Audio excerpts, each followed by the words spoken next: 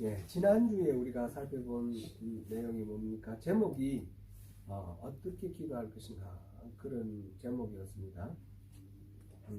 기도를 어떻게 할 것인가?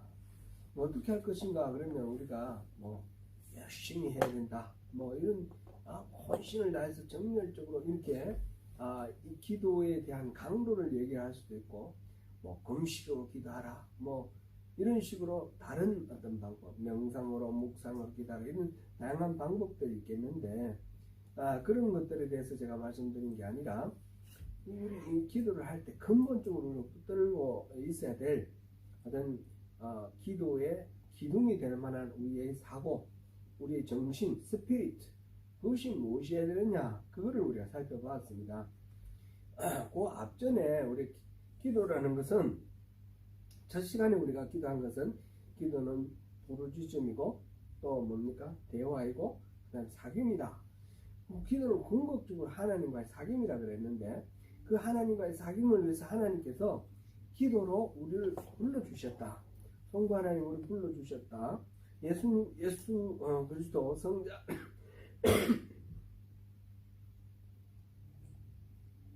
성자 하나님 예수 그리스도가 그 기도를 보정하신다. 보정서 주신다. 그 다음에 성령 하나님이 우리와 함께 하시면서 인도하신다. 이 삼위일체 하나님께서 불러주시고 보정해 주시고 인도해 주신다. 이걸 이제 우리가 두 번째 시간에 봤고요. 그 다음에 지난번에 본 게 이건데 그러면 어떻게 해야 되느냐? 우리 스피릿이 뭐냐 할 때 하나님 불러주시고 성령님이 인도하시는데 예수님이 보정해 주신다 그랬거든요. 예수님이 보정해 주심으로 우리는 기도를 할 때 항상 누구에게 합니까? 하나님께, 성부 하나님께 기도하잖아요. 그런데 성령님과 함께 가는데 성자 예수님의 보정을 안고 간다는 거예요. 그래서 어떻게 기도합니까? 예수의 이름으로 기도하라. 이거를 우리가 지난번에 우리 중요한 컨셉으로 잡았습니다. 예수 이름으로 기도하라. 근데 제가 집에 가서 이 동영상을 또 들어보니까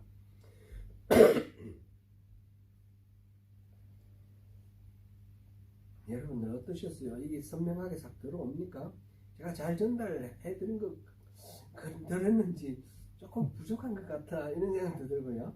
예수 이름으로 기도하라 그랬을 때 그게 무슨 말인지 잘 이렇게 감이 잡히셨습니까?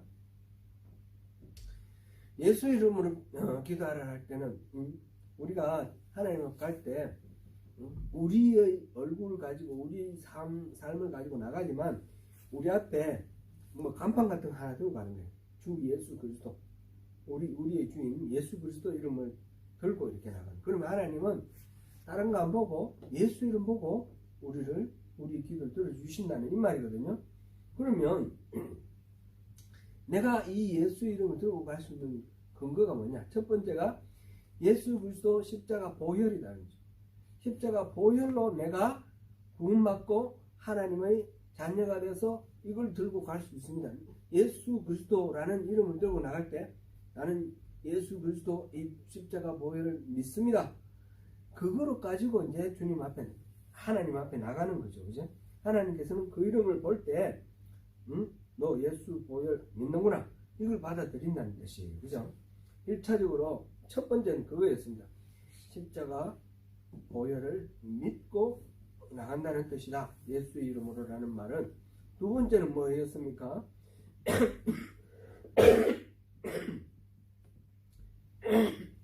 예수 이름으로 예수님이 보증서 주셔서 내가 하나님 앞으로 나간다 이렇게 말할 때 그때 또 깔려있는 어떤 정신은 예수님이 보증해 주시는 대로 기도합니다 이런 뜻이에요. 그때 제가 수표 말씀드렸잖아요. 수표 예를 들어서 우리 요즘은 그런 거 잘 안 하는데 우리 직장 다닐 때 보면 보증을 많이 써줬어요. 보증 써주고 대출 받고 보증 써주고 그래가지고 망한 사람들도 많았는데 하여튼 보증을 써줄 때 누가 뭐 돈이 필요해서 보증 써준다 그럴 때 1,000,000원 빌린다 1,000,000원 보증 써줄 때 마음은 무슨 마음입니까? 이 사람이 갚는다는 마음이에요. 그죠?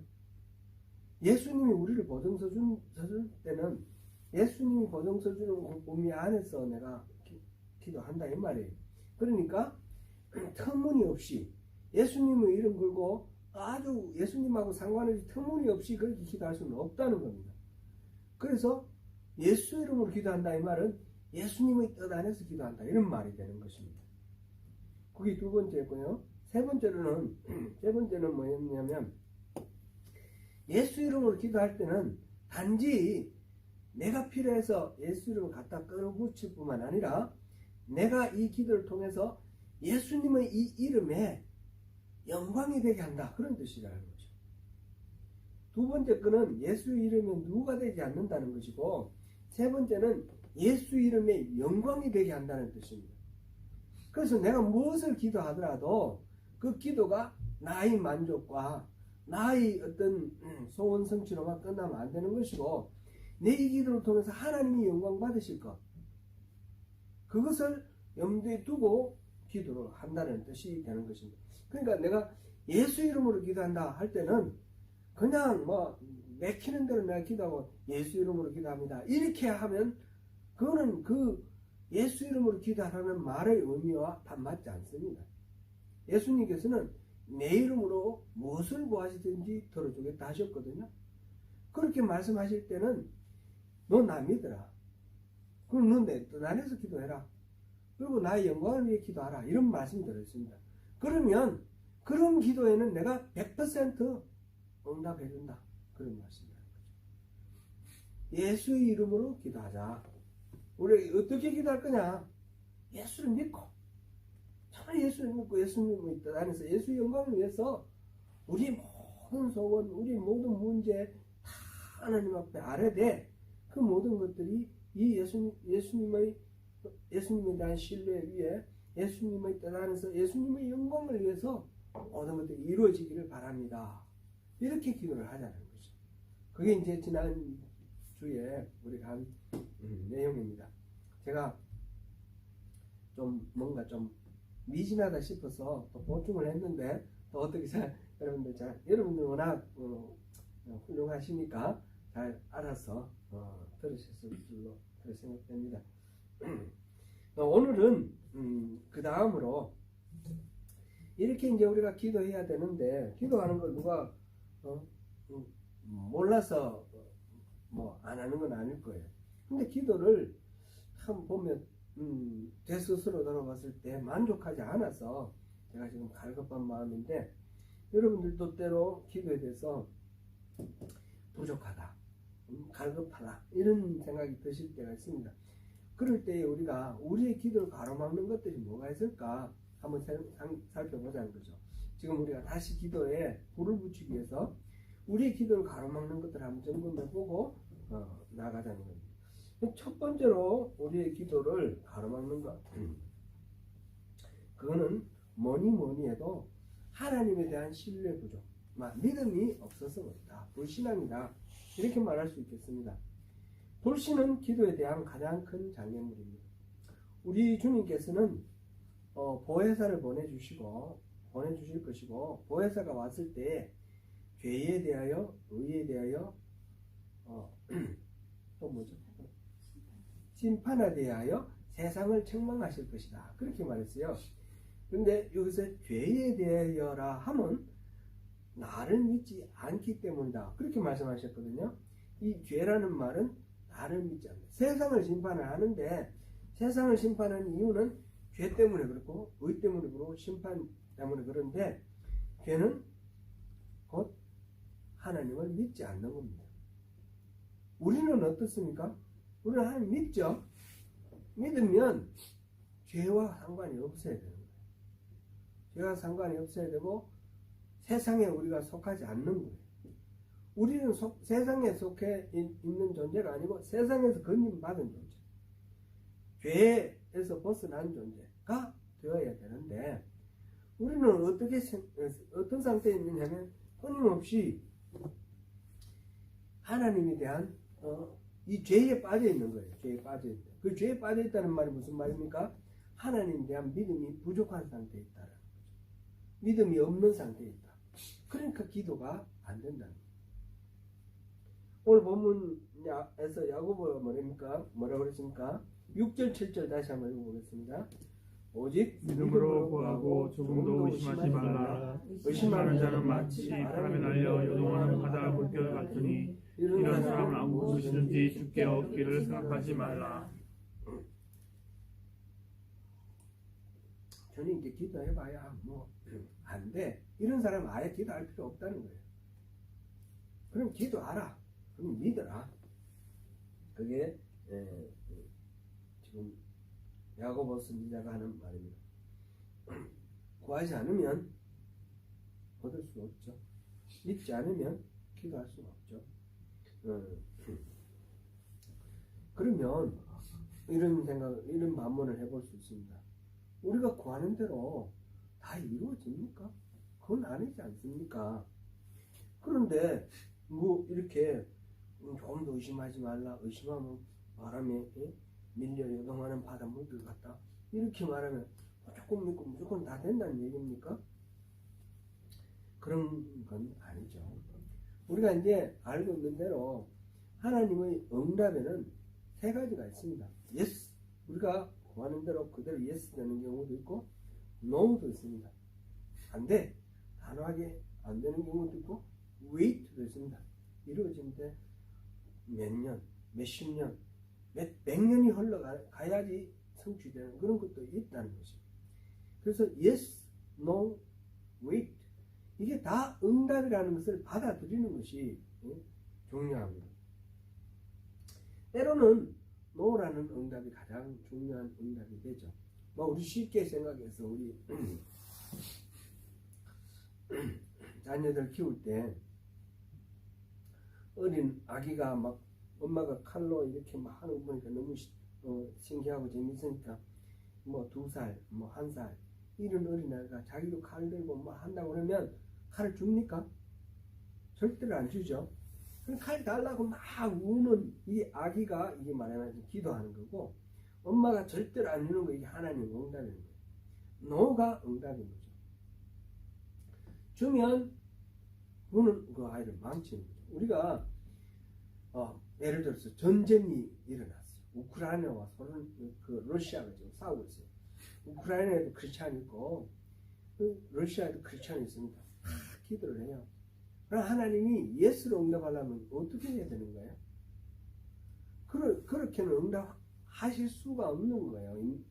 구하는 대로 다 그건 아니고 어떻게 응답하든지 그것이 하나님이 우리가 알 수 없는 하나님께서 그 우주 모든 만물을 만드시고 이 우주 위에 초월적인 존재이신 그 지혜의 원천이신 하나님께서 판단하시는 것이 가장 옳고 최선이고 최상의 응답이다.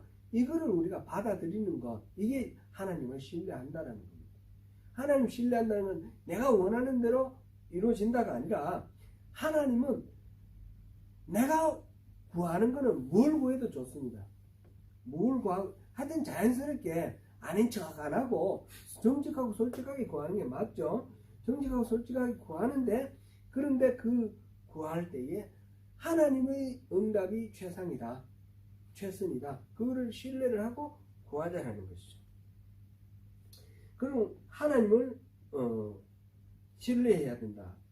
하나님에 대한 이 신뢰가 부족하면 내가 원하는 대로 안 이루어졌을 때 실망하고 낙심하게 되고 불신하게 되고 하나님에 대한 기도가 힘이 떨어져 버리는 거죠. 하나님은 우리의 모든 것들을 다 아십니다. 우리 생각도 아시고요. 우리 잠재의식, 우리 머릿속에 떠오르는 생각 아니라 내 의식의 내면에 숨어있는 잠재의식조차도 다 아시는 분이 하나님이십니다. 시편 139편 1절 4절 보겠습니다.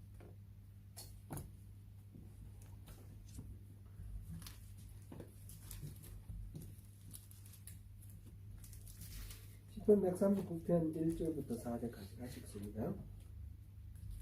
시작. 여호와여, 주께서 나를 살펴보셨으므로 나를 아시나이다. 주께서 나의 가 안고 일어섬을 아시고 멀리서도 나의 생각을 밝히게 하시오며 나의 모든 길과 내가 눕는 것을 살펴보셨으므로 나의 모든 행위를 익히 아시오니 여호와여 내 혀의 말을 알지 못하시는 것이 하나도 없으시니이다. 뭐 하나님이 아신다는 얘기들이 많지만 그 중에 하나 그거를 제가 골랐는데요. 나를 가장 아시는 하나님께서 응답하시는 것은 나에게 가장 좋은 응답입니다 라고 하는 것이 신뢰입니다. 이런 신뢰를 가지고 주님께 기도해야겠습니다. 결국 우리가 기도하는 궁극적인 이유가 무엇입니까? 내가 구하는 것이 이루어지는 것이 궁극적인 이유입니까? 그거는 그렇게 우리가 말할 수가 없는 거죠. 지금 기도는 주도권이 누구한테 있다고 그랬습니까? 하나님한테 있습니다. 하나님이 우리를 부르신다 했잖아요.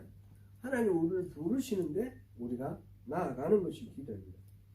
그렇다면 내가 왜 기도하냐 이 말은 하나님은 왜 나에게 기도를 하게 하시느냐 이런 이야기가 됩니다. 기도가 궁극적으로는 하나님과 우리와의 사귐이라고 했는데 하나님이 우리를 창조하셨고 우리 사랑하셔서 구원하셨는데 그래서 자녀 삼으셨는데 하나님의 소원은 뭡니까? 그 부모와 자녀의 그 관계, 부모와 자녀, 아버지, 엄마와 아기의 관계, 그 속에서 친밀하게 이렇게 교제하는 것, 그것이 하나님의 소원입니다. 하나님이 우리를 기도로 부르셨다는 말은 이 친밀한 관계 속으로 우리를 초대하셨다라는 것이 됩니다. 하나님과의 사귐 자체가 하나님이 우리를 기도로 부르신 이유이고 목적입니다. 그러니까 우리에게 무엇이 성취되었느냐 되지 않았느냐가 아니라 하나님과 우리가 기도를 통해서 서로 교제하느냐 교제하지 않느냐가 핵심이다라는 거죠. 그게 중요한 것이라는 거죠. 그게 응답이라는 거죠. 하나님의 손에 들린 선물이 응답이 아니라 하나님의 얼굴, 하나님의 존재 자체가 응답이다. 우리 앞에서도 보았죠. 기도하는 우리를 향해서 말할 수 없는 기쁨으로 우리가 기도하실 때는 우리가 고통스러워 기도하고 울부짖으며 기도하고 어떤 경우에나 우리가 하나님 앞에 기도하는 것 자체를 하나님은 기뻐하십니다. 스바냐 3장 17절 우리 같이 읽겠습니다. 너희 하나님 여호와가 너희 가운데에 계시니 그는 구원을 베푸실 전능자이시라. 그가 너로 말미암아 기쁨을 이기지 못하시며 너를 잠잠히 사랑하시며 너로 말미암아 즐거이 부르며 기뻐하시리라 하니라. 아멘. 예, 첫 번째로는 문제가 하나님에 대한 우리의 신앙이 부족하다. 신뢰가 부족하다. 기도에 우리가 힘을 얻지 못하는 것은 하나님의 신뢰가 부족하다. 하나님의 완전하시고 무한하신 그 사랑에 대한 신뢰를 가지고 주님 앞으로 나가자는 것이 첫 번째 우리가 생각해 볼 부분이고요. 두 번째 우리의 기도를 가로막는 것들은 이 하나님과의 관계에서 하나님에 대한 불신, 이게 속에 다 포함될 수도 있겠지만 이게 워낙 큰 주제니까 그걸 분리해놓고 봤을 때 자아의 문제, 자아가 모든 죄악의 뿌리입니다. 우리가 착한 일을 할 때도 얼마만큼 자아가 이렇게 개재되는지도 모르겠습니다. 선한 일을 행하고 누가 알아주고 칭찬해주면 그 선한 일을 행하는데 힘을 얻고 아무도 알아주지 못하고 외면당하면 도리어 거기서 물러나게 되고 이런 게 일반사 아닙니까? 그런 자기를 높이는 마음, 자기를 중요하게 생각하는 자기 중심적인 생각, 이게 이제 교만이죠. 이 교만은 기도를 방해합니다. 기도라는 것은 기본적으로 내가 엎드려서 전능자이신 하나님의 도움을 요청하는 그런 구도가 그렇습니다. 그래서 그 관계 속에서 사귐이 있는 거죠. 그런데 이 교만은 자기 스스로를 높여야 되기 때문에 낮출 수가 없으므로 기도할 수 없습니다. 모든 것을 주셔서 풍성하게 하시는 분은 바로 하나님이신데 하나님이 베풀어 주시는 것을 알지 못하고 이 모든 것들을 자기가 성취한 것으로 생각하게 되면 하나님께 기도하기가 어렵다는 것입니다. 고린도전서 4장 7절을 보시겠습니다.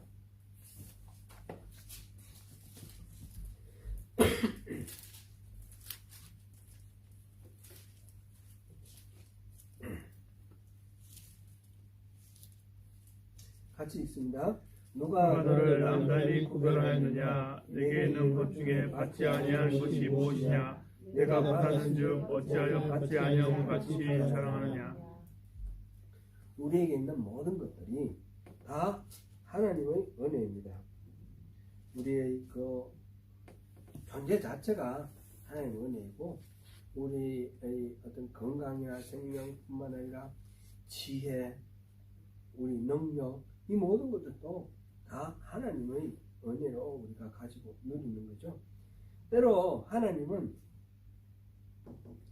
이 고집쟁이인 우리들이 때를 쓰고 우길 때가 있습니다. 하나님은 그렇지 말라고 만류를 하시는데 여러 가지 사인을 보내주시는데 그냥 한사코 막무가내로 요구를 하시면 하나님 때로는 그것을 들어주실 때가 있습니다. 들어주실 때가 있는데 그것이 꼭 좋은 때가 아니라는 거죠. 그게 이제 우리가 시편 106편을 보겠습니다.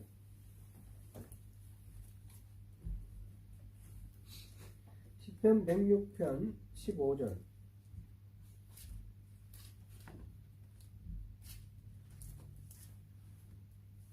같이 읽어볼까요? 그러므로 여호와께서는 그들이 요구한 것을 그들에게 주셨을지라도 그들의 영혼은 쇠약하게 하셨도다. 그 부분을 개혁 한글에서는 마지막 부분을 그 영혼은 파리하게 하셨도다. 파리하게 하셨다. 그 출애굽을 할 때에 출애굽 해오는 과정 속에서 이스라엘 백성들이 부르짖을 때 하나님이 응답을 해주셨습니다. 그 응답을 해주셨는데 나중에 하나님께서 뭐라고 하셨습니까? 그들이 다 젖과 꿀이 흐르는 가나안 땅 하나님이 약속하신 땅을 들어가지 못했습니다. 광야에서 다 죽었습니다. 그에 대해서 히브리서에서 말씀하시기를 그들이 마음이 굳어가지고 강팍해서 그들 중에 구원받을 자가 없다 하셨어요. 우리 한번 찾아볼까요? 히브리서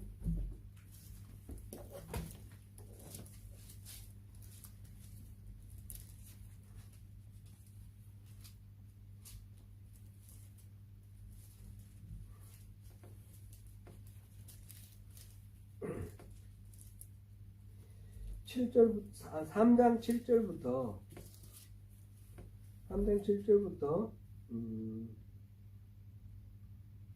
13절까지 일단 한번 읽어보겠습니다. 그러므로 성령이 이르신 바와 같이 오늘 너희가 그의 음성을 듣거든 광야에서 시험하던 날에 거역하던 것 같이 너희 마음을 완고하게 하지 말라. 거기서 너희 얼조가 나를 시험하여 증언하고 40년 동안 나의 행사를 보았느니라.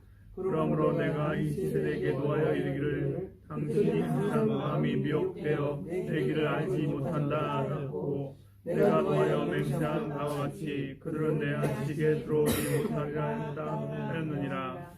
형제들아 삼가 너희 중에 누가 믿지 아니한 악한 마음을 품고 살아계신 하나님에게서 떨어질까 조심할 것이요 오직 오늘이나 일걸음 동안에 매일 피차 권면하고 너희 중에 누구든지 죄의 유혹으로 완고하게 하지 않도록 하라. 아멘. 아멘. 끝까지 하겠습니다. 지금 여기서 그 시편 95편 7절 이하를 인용했는 부분이 지금 7절 히브리서 3장 7절부터 11절까지 말씀이죠. 거기서 보니까 40년 동안 나의 행사를 보았다. 40년 동안 하나님이 베풀어 준 기적을 끊임없이 경험을 했다는 거예요. 근데 그 과정 속에서 너희 열조가 나를 시험하여 정음하였다. 끊임없이 하나님께 이 요구를 했는데 하나님을 시험한 거예요. 그죠? 그렇게 해서 그들이 하나님의 뜻에 반하는 그런 삶을 살았고, 하나님은 그들에게 하여튼 들어주시고 또 이렇게 받아주시는데, 하나님의 음성을 들었을 때, 그럴 때에 마음이 완고해져 가지고 그냥 자기들 주장만 계속 고집하는 그런 사람들이 결국은 하나님의 안식에 들어가지 못하는 그런 광경을 봅니다.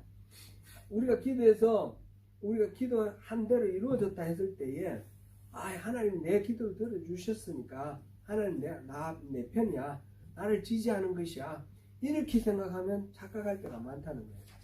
오히려 그 과정 속에서 하나님에 대한 이 경외함, 하나님의 그 주권을 인정을 하지 않고 하나님을 마치 내 종처럼 생각하고 내 마음대로 하나님께 요구하고 이러면서 결국은 내 영혼이 어떻게 되는 거예요? 쇠약하게 되는 거예요. 완고해지고 하나님의 그 은혜로부터 멀어지게 돼요. 영혼이 발해하게 되는 그런 결과가 된다는 겁니다. 그러므로 우리가 이 모든 상황 속에서 내가 중심이 되고 내가 이렇게 높아지는 이런 것들에 대해서 항상 깨어서 우리가 분별하고 판별을 하지 않으면 안 됩니다. 또 많은 사람들이 풍성한 기도 생활을 경험하지 못하는 그 이유 중에 관계 속에서 어려움이 있을 때 그런 것이 있습니다. 이 상처라는 것도 결국은 이 자아의 문제입니다. 자아의 흠집이 남으로써 자기를 스스로 존중하게 여기는 것에 대해서 흠집이 나서 생기는 거죠. 이거는 우리가 자라면서 부모나 주변 사람들로부터 받는 이 상처가 우리의 평생을 고통스럽게 만드는 그런 사례들이 많습니다. 그런 상처가 있을 때 우리는 기도하는데 많은 힘을 잃게 됩니다. 예를 들어서 누구로부터 사기를 당했다든지 속임을 당했을 때 이 상실감이 왔어서 누구를 신뢰하는 걸 굉장히 이렇게 못하게 되는 거죠. 또 끊임없이 해를 당하고 공격을 당하면 용서하는 게 미움이 생겨서 용서하는 게 어려워지고요. 어떻게 해볼 수 없는 어떤 무자비한 공경에 찌있다면 그 공경 때문에 화를 내고, 이 모든 것들 때문에 우리는 내가 뭔가 모자라는가 보다, 뭔가 난 해봐야 안 되는가 보다, 자포자기의 마음이 생기고 그렇습니다. 예를 들어서 어릴 적 부모님, 특별히 이제 그 문제가 되는 사람들은 엄마보다 아버지가 경우가 많더라고요. 아버지의 학대를 당한 사람들은, 그 당하고 자란 사람들은 어른이 되었어도 이 아버지에 대한 트라우마가 남아가지고 하나님 아버지께 기도하라 그러면 하나님이 이 학대하는 아버지의 이미지가 더 씌워져서 기도를 못한다는 겁니다. 그 다음에 그런 사례들 우리 얘기를 많이 들어봤습니다. 하나님이 우리를 만드실 때에 한 사람을 만든 게 아니라 아담을 만드시고 하와를 만드셨어요. 서로 관계를 맺는 그런 공동체로 이렇게 만드셨어요. 하나님 자신이 삼위일체, 혼자 계시는 분이 아니라 삼위일체로 사랑으로 존재하는 그런 하나님이십니다. 성부, 성자, 성령님이 같이 존재하시는 그 존재 방식이 사랑입니다. 그래서 그 하나님 형상대로 인간을 만들었을 때 인간과 인간은 서로 사랑하도록, 관계 속에서 사랑하면서 살아가도록 인간을 만들었습니다. 그래서 인간은 다른 사람들에게 사랑을 하고 기여를 하고, 또 다른 사람의 사랑을 받고 또 기여를 받으면서 사랑을 나누는 운명을 가지고 살아냈습니다. 이거는 철학자들은 인간은 사회적 동물이다, 정치적 동물이다, 다양하게 표현하지만 우리 신앙 성경의 관점에서 보면 사랑의 운명을 가지고 공동체적으로 태어났다 이렇게 말할 수가 있겠습니다. 그런데 앞서 우리가 살펴본 이런 고통들은, 이런 분노, 이런 것들은 관계 속에서 빚어졌기 때문에 이 관계가, 사람의 공동체 관계가 깨지는 것이죠. 균형이 깨지는 그런 상태입니다. 그래서 이렇게 숨겨진 고통과 상처는 기도를 하려고 할 때 기도 못하게 만드는 벽이 되는 것입니다. 저도 그런 경험이 있는데, 어떤 사람으로부터 이렇게 부당한 공격을 받고 이렇게 너무너무 분해서 분노에 치를 떤 그런 기억이 있습니다. 그 상황 속에서 가장 고통스러운 거는 사실은 그런 게 대단하게 큰 문제가 아니거든요. 작은 문제인데 너무너무 괴롭게 하는 거예요. 근데 이 작은 문제 괴로워하는 것 자체가 자존심 상하는 것이고, 그러면서 너무너무 분해가 있는 상태에서 가장 힘든 거는 하나님께 기도할 수 없다는 거예요. 하나님께 기도하려고 그러면 계속 가로막힙니다. 예수님께서 우리에게 이렇게 기도하라 하면서 기도를 가르쳐 주셨어요. 주님이 가르쳐 주신 기도, 주기도 뭐 우리가 있잖아요. 그 마태복음 6장 12절을 보면 우리가 우리에게 죄 지은 자를 사하여 준 것 같이 우리 죄를 사하여 주시옵고, 우리 죄를 용서해달라 할 때 전제로 내게 죄를 지은 사람을 용서해 줬습니다. 그러니까 하나님 용서해 주세요. 이렇게 기도하라 그랬는데 용서가 안 되는 거예요, 이게. 그러니까 하나님께 용서해 달라고 소리를 못 하겠는 거예요. 기도가 안 되는 거죠. 기도가 막혀버리는 거죠. 이어서 그 마태복음 6장 14절 15절을 보면 너희가 사람의 잘못을 용서하면 너희 하늘 아버지께서도 너희 잘못을 용서하시려니와 너희가 사람의 잘못을 용서하지 아니하면 너희 아버지께서도 너희 잘못을 용서하지 아니하시리라. 분명하게 그렇게 해놨단 말이죠. 그래서 그의 잘못을 용서하기로 결단을 하는데, 그러면 그걸 딱 끝나버리면 될 텐데, 이 괴롭힘 고통이라는 것은, 이 관계 속에 있는 괴롭힘 고통은 한 번도 끝나지 않아요. 그 관계를 단절하기 전까지는 계속됩니다. 계속되는데 어떡합니까? 또 분노하게 되고 또 고통 속에 빠지는 거죠. 또 기도는 막히고, 결국 이것을 용서하는 것은 어떤 수모가 있더라도, 어떤 고통이 닥치더라도 난 다 덮어 쓰겠습니다. 내가 다 감수하겠습니다 하지 않으면 곧 그 관계를 끊어야 되는 거고요. 그 관계를 끊을 수가 없으면 다 당해야 되는 거예요. 싸워서 이길 수가 없어요. 그래서 그 기도가 이런 관계 속에서 어려움이 있을 때는 참 기도가 어렵다라는 것을 보겠습니다. 자아의 문제, 이 상처의 문제, 우리를 하나님으로부터 떼어놓으려는 사탄의 괴계에 속한다는 거예요. 이거는 우리를 어떻게 하면 하나님 앞에 못 가게 막을까, 그렇게 해서 여러 가지 방법으로 쓰는 그 괴계 중에 하나로 그런 관계의 어려움이 있다는 것을 우리가 이해를 하고, 더 중요한 것은 그러한 어려움이 있음에도 불구하고 하나님이 우리를 사랑하시는 그 사랑은 없어지지 않는다는 것. 하나님은 절대로 우리를 사랑하는 것을 포기하거나 우리 손을 놓아버리지 않습니다. 그래서 결단을 하고, 내가 다 그러면 무슨 그 수치를 당할지라도, 무슨 손해를 당할지라도, 무슨 고통을 당할지라도 내가 용서하겠습니다. 그렇게 결단을 합니다. 그렇게 결단을 하고 나면 깨달아지는 게 있어요. 지금 하나님 앞에서 뭐라고 하셨어요? 너희가 너희에게 잘못을 저지른 사람의 잘못을 용서를 하면 내가 용서해 주겠다. 내가 용서하지 않으면 내가 용서하지 않겠다. 이런 말씀하셨는데 내가 용서를 결단하고 가만히 보니까 하나님이 이걸 보고 날 용서하시는 게 아니라 이미 먼저 용서해 놓으셨다라는 것을 알게 되는 거예요.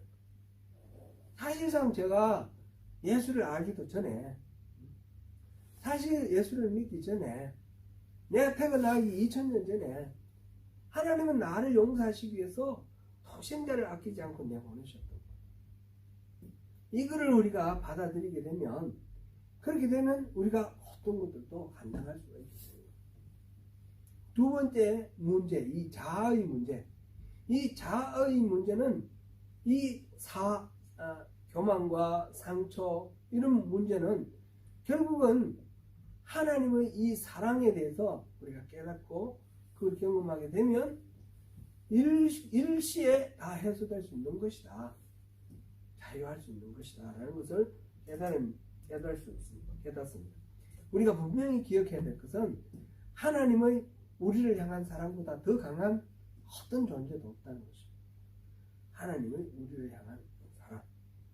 우리 최근에 이제 여러 번 읽어봤지만 로마서 8장 그 부분 한 번 더 읽어보시죠. 로마서 8장 그 부분 우리가 오늘 웬 28절 이후 29절부터 마지막까지 읽으면 되겠습니다.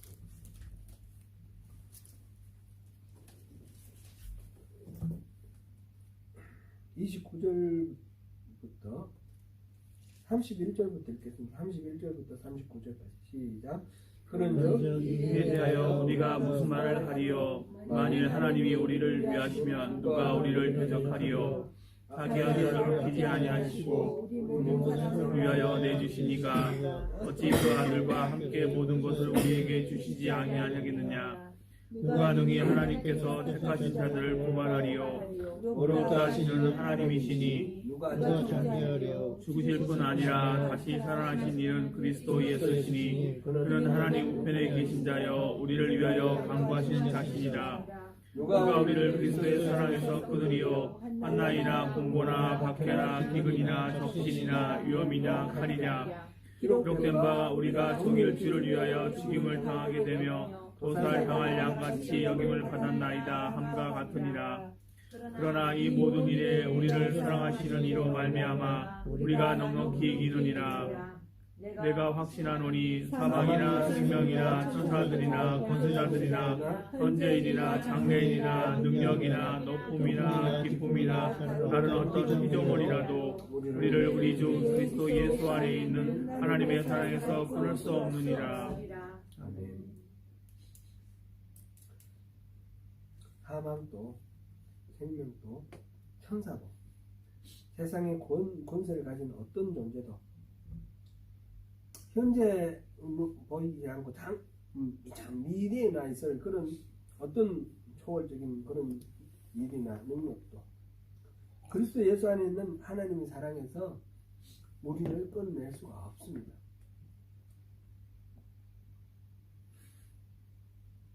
우리가 이거를 기억하시면서 기도할 때에 우리 자아를 둘러싼 여러 가지 문제들, 풀리지 않는 트라우마들, 그 모든 것들을 하나님 사랑 안에서 녹여서 이기시고 또 반대 기도 앞으로 나아가는 저와 여러분 되시길 바랍니다. 그 다음에 세 번째로 첫 번째는 불신앙이라고 그랬고요. 하나님에 대한 신뢰가 부족합니다. 두 번째로는 우리 자아가 견고해서 그런 거고요. 세 번째로는 기도하지 않는 자신이라고 제가 정리를 했습니다. 그 밖에도 우리를 기도하게 하지 못하게 가로막는 장애물들이 많이 있을 것입니다. 그러나 그 모든 것들 다 일어나고 가장 중요한 장애물은 바로 기도하지 않는 나의 게으름입니다. 기도에 대한 이론이 아무리 화려하더라도 기도하지 않으면 아무런 소용이 없습니다. 제가 좀 보여드리려고 생각하다가 좀 너무 좀 부끄러워서 안 갖고 왔는데 제가 기도에 대한 책들을 지금 보니까 이만큼 되더라고요. 기도에 대한 책들 이만큼 모아놓고 그거 역시 열심히 읽는다고 기도가 됩니까? 기도는 해야 되는 거예요. 이 기도에 대한 책들은 기도를 바르게 하기 위해서 내가 참고하는 거죠. 다른 우리 믿음의 선배들은 어떻게 기도했는가 또 이렇게 연구하고 그런 거죠. 그러나 모든 것들은 기도하지 않는 나에게 문제가 있다는 거예요. 이렇게 얘기하면 또 기도로 초청하시는 분이 하나님이시라며 하나님께 주권이 있다며 이런 식으로 또 생각할 수가 있습니다. 이 부분에 대해서 우리가 모든 측면에 다 적용되는 것이기 때문에 일반적인 원리로 우리가 기억해야 될 부분이 있습니다. 이 땅에서 일어나는 모든 일들은 다 하나님의 섭리에 달렸다. 크게 봐서 맞습니다. 다 하나님의 섭리 안에 있습니다. 그러나 하나님의 의지대로 된다. 그건 아닙니다. 하나님이 아담을 만드시고 아담에게 하나님에게 불순종하는 자유까지 포함해서 자유의지를 주셨습니다. 그래서 아담이 하나님께 불순종하면서 죄가 온 세상을 덮어버렸습니다. 그게 타락이죠. 그리고 이 세상의 권세들, 이 세상에 일어나는 무수한 악들, 이건 하나님의 의지대로 일어난 것이 아니고 하나님의 의지에 불순종해서 일어나는 죄와 악의 결과인 것입니다. 그래서 무조건 다 하나님의 뜻대로 다 된다 이렇게 하면 안 된다는 겁니다. 지금 성경을 가르치고 성경에 대해서 이야기를 하면서 인간의 의지와 노력 이런 것들을 성경에서 경계하는 부분이 있습니다. 그런 부분을 지나치게 확대해서 우리가 뭔가 하나님 앞에 바로 서려고 하고 노력하려고 하는 것을 다 부정하는 그런 경향이 있다는 거죠. 그거를 누가 뭐라고 하든 그거는 운명론입니다. 운명론. 하나님의 뜻이 다 정해져 있고 우리는 이렇게 하나님 뜻 안에서 뛰어봐야 벼룩이지. 전에 그런 말씀이 있었잖아요. 그런 이야기 들었는데 비행기를 타고 가다가 9.11 사태 났을 때 대화를 나누는데 9.11 사태로 인간들이 너무 참혹하게 많은 사람들이 죽었고 그런 이야기를 안타까워하고 막 답답해 하다가 한 사람이 다 주의 뜻이죠. 하나님 뜻이죠. 그런 거예요. 그 하나님 뜻이 그런 건가요? 그런 악인가요? 그렇게 말해버리면 이 하나님이 너무 난폭하고 너무 나쁘죠. 하나님이 악의 과신이죠. 그거는 잘못된 판단입니다. 우리가 뭘 하든지 간에 하나님 정해진 프로그램대로 다 움직인다 이렇게 해야 되면 그건 운명이죠. 운명. 이게 이제 운명론이고 또 한편으로는 모든 것은 우리 마음먹기에 달렸다. 불교에서 일체유심조라는 말 있잖아요. 내가 편안하다고 생각하면 편안한 거고 누가 자꾸 까탈 부리더라도 뭐 그래 봐야 뭐 내게 음악이다. 그러면 내가 편안한 거고 조금만 소리해도 발칵발칵 반응을 하고 왜 저래? 그러면 내가 괴로운 거고 오늘 내 마음먹기 달렸어. 얼른 들어보면 그럴 듯한데 그런 면이 뭐 부분적으로 있지만 모든 것들이 그런 식이다 보면 안 되는 거죠. 그리고 내가 이룬 이 모든 것들은 나의 노력, 성실함, 나의 어떤 인내 이 덕분이다 이렇게 생각하는 것들도 다 자기의 의지와 노력, 경험 이걸 중심으로 한 인본주의죠. 인본주의. 하나님의 절대 주권을 지나치게 강조를 하면 운명론에 빠지고 인간의 이 자유의지 이거를 절대적으로 강조를 해버리면 인본주의에 빠진다는 거죠. 근데 이거는 균형과 조화가 필요한 것입니다. 하나님의 절대 주권 안에서 우리가 어떻게 책임있게 반응하느냐 이 중요하다. 책임있게 반응해야 된다. 이게 바른 신앙인 겁니다. 성경의 가르침은 전부 그렇게 되어 있습니다. 끊임없이 하나님이 우리에게 돌아오라 하시고 회개하라 하시고 그 이유는 우리 내버려 두면 죄를 짓게 되어 있기 때문에, 하나님에게서 점점 멀어지는 존재이기 때문에 끊임없이 자기를 처사복종시키며 하나님께로 돌아오도록 그렇게 요청을 하시는 것입니다. 그래서 하나님께서 우리에게 성령을 주신 것입니다. 그 성령을 주셔서 성령이 우리 안에서 하나님 뜻에 순종하도록 이렇게 계속해서 우리 안에서 작용을 하는데, 우리 안에 두 가지가 있는 거죠. 하나는 죄의 본성대로, 육신의 본성대로, 하나는 성령의 가르침대로, 성령의 소욕대로 따르는 이 두 본성이 있다는 말이죠. 이 속에서 우리가 결단하고 성령의 가르침대로 따라가는 이 책임 있는 의지적 노력, 이것이 반드시 필요합니다. 기도에 대해서 하나님이 멋있게 자리를 펼쳐 놓으시고 우리를 초청하시고 예수님이 보정하시고 성령님 우리에게 계속해서 인도를 하시는데, 내가 그게 반응하지 않고 내가 깨어르면 아무 일도 일어나지 않는 겁니다. 제가 새벽 기도를 다시 재개하기로 결단한 이유도 바로 여기에 대한 다시 새로운 깨달음 때문에 그렇고요. 일부러 엮어놓지 않으면 나는 죄의 본성을 여전히 내 몸 안에 갖고 있기 때문에 게을러지고 나태해지고, 기도를 할 시간이란 저에게도 많이 있습니다. 그런데 잘 생각만큼 안 하더라는 거죠. 그래서 이렇게 해서 좀 더 기도에 대해서 열성을 내겠다, 제가 그렇게 판단을 했던 거고, 제 자신은 제가 잘 아니까요. 이런 저의 기도를 또 공유하시고 하기를 원하시는 분 함께 참여해 주시기 바랍니다. 우선은 새벽 예배는 하던 대로 화수목금만 하겠습니다. 조금 더 바라기는 토요일은 한 7시쯤 해서 성도님들과 같이 하는 것도 좋겠다 싶은데, 좀 기도하는 중에 성도님들이 필요하실 때, 제가 뭘 이렇게 강요하는 것은 안 좋다, 저는 그렇게 생각합니다. 필요하실 때에 같이 또 마음을 모아주시면 그렇게 하겠다라는 그런 소망을 가지고 있습니다. 수요 예배를 아예 기도회로 하자, 그런 제안도 이전에 있었습니다. 실제로 그렇게 수요 예배를 기도회로만 하기를, 그런 열정적으로 하기를 바라는, 그게 이제 전체 분위기이면 좋은데 그렇지 않기도 하고, 그래서 일단 기도를 조금 더 활성화해보자, 그런 마음을 가졌음을 말씀드립니다. 이 모든 일들은 우리 모두에게 함께 하시는 하나님 성령님이 우리 안에 내주하시면서 우리에게 또 말씀을 인도해 주시고 이끌어 가실 것입니다.